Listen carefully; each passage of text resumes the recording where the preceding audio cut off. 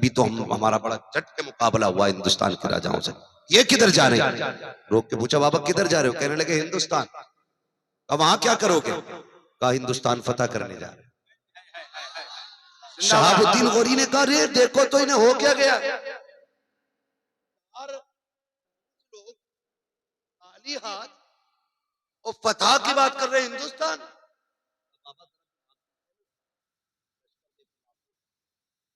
खाली हाथ नहीं, सब पे तलवारें, ढाले, घोड़े, ऊंट, सारे ये चीजें हमारी सवारियों के लिए, तुम खाली हाथ हिंदुस्तान फतह करोगे? कहा हाँ।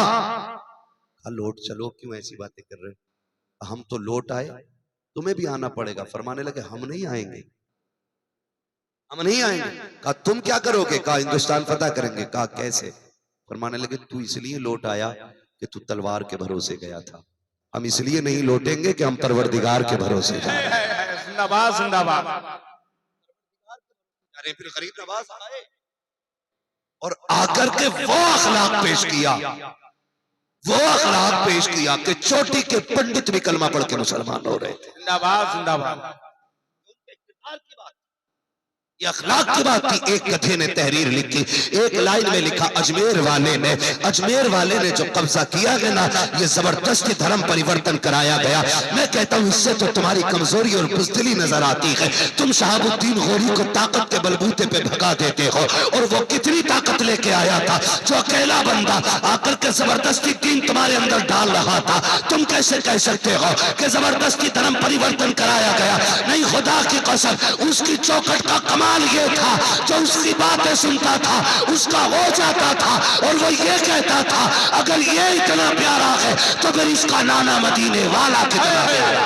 नारे तकबीर, नारे रिसालत, अज़मते गरीब नवाज, शाने गरीब नवाज, ख्वाजा का हिंदुस्तान, मसलके आला हज़रत, जिंदाबाद जिंदाबाद।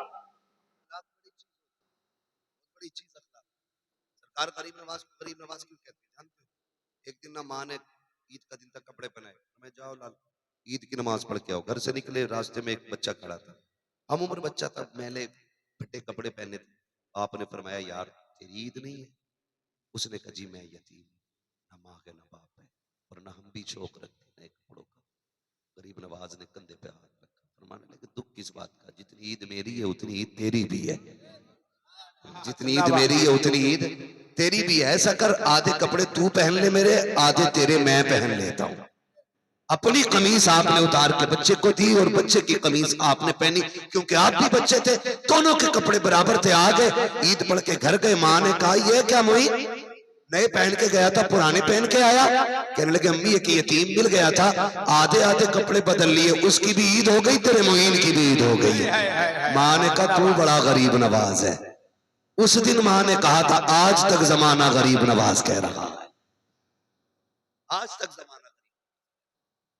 और उनकी चौखट पे जो भी जाते हैं खाली नहीं आते। ये तो इनके चोंचले हैं, चरसी और शराबियों के, इनके चोंचले हैं कि ये बरेली वाले आला हज़रत फरमाते हैं कि जब दुआएं कबूल न होती हो तो फिर अजमेर शरीफ जाया करो। ये मां याशियां कर रहे, शराबे पी रहे, अजमेर शरीफ के मजार की कमाई से शराबे पीते, याशियां करते, ये उंगली उठाते आला हज़रत पे। आला हज़रत अजमेर शरीफ गए ना तो अंदर चौखट के बाहर खड़े रहे, ऐसे करते। किसी ने कहा अंदर क्यों नहीं जाते? तो कहने लगे कुत्तों का काम घर के अंदर का नहीं होता है, कुत्तों का काम चौखट पे बैठना होता है। हाँ, अहमद रजा कितना भी बड़ा, लेकिन अभी इतना बड़ा नहीं है कि चौखट के अंदर तक जा सके। ये अदब आला हज़रत। हाँ, तुम्हें तुम्हारे नशे मुबारक हो, हम सुन्नियों को बरेली का अहमद रजा मुबारक हो। शुक्र है अल्लाह ने हमें बरेली वाला भी दिया है, अजमेर वाला भी दिया है, साथ बगदाद वाला भी दिया है, साथ बगदाद वाला भी दिया है। मौला करीम हमें बुजुर्गों से मोहब्बत करने वाला बनाए और उनसे प्यार करने वाला बनाए। बस सारे लोग मेरे साथ कलमा शरीफ पढ़ लीजिए। ला इलाहा। बड़ी सुस्ती से पढ़ रहे हैं जी, नाराज है, नाराज है आप लोग अभी नहीं है ना? और सुनेंगे तो कल के जलसे में आ जाइए। थोड़ी मेहनत तुम कर लो, थोड़ी हम कर, ठीक है ना? पता नहीं कल किधर जाना है, मुझे खुद नहीं पता अभी कल किधर जाना है, बस है देखना पड़ेगा। बस जो हुए अगलात उनको माफ फरमाए रब्बे कायनात। जिंदगी ने अगर दिया साथ फिर होगी मुलाकात। चमन रहा फूल खिलेंगे, जिंदगी रहेगी फिर मिलेंगे। मुसाफिर हम भी, मुसाफिर हो तुम भी, किसी मोड़ पर फिर मुलाकात होगी। फकीरान आए सदा कर चले, सदा खुश रहो ये दुआ कर चले। सारे लोग कलमा शरीफ पढ़ लीजिए, ला इलाहा इल्लल्लाहु मुहम्मद रसूलुल्लाह, अस्तगफिरुल्लाह रब्बी मिन कुल्ली ज़ंबि व अतूबु इलैहि व मा अलैना इल्लल बलाग।